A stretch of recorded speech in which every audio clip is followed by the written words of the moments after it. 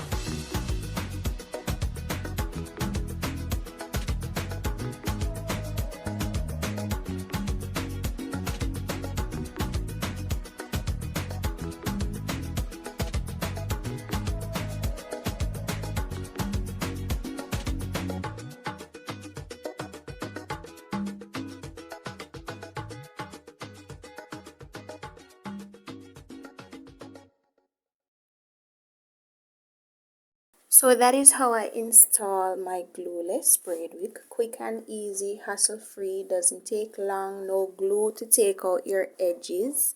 Just pop that wig on and go. So thank you guys for watching the video, and if you haven't already subscribed, please subscribe. Thank you.